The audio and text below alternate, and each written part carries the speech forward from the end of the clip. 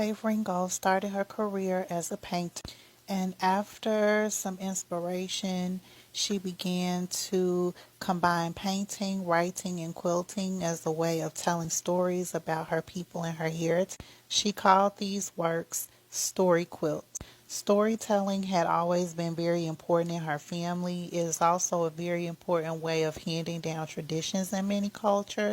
One interesting point about Faith's quilts was that they were different. In them, she combines African crafts such as beading and braiding, sewing, pattern, fabric, and painting to tell stories about her family, heritage, and discrimination. She writes stories on her quilts with a permanent marker. Sometimes she uses tie dyes with fabric.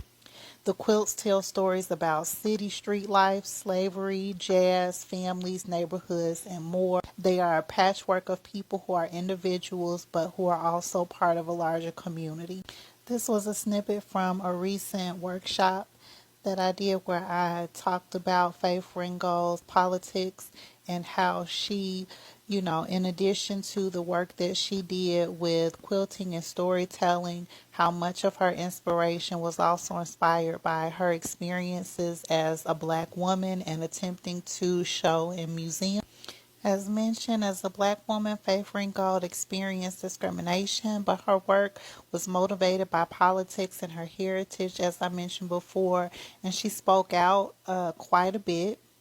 Her art continues to protest discrimination and to tell stories about her personal experiences and the experiences of black folks, but more specifically, black women in the art.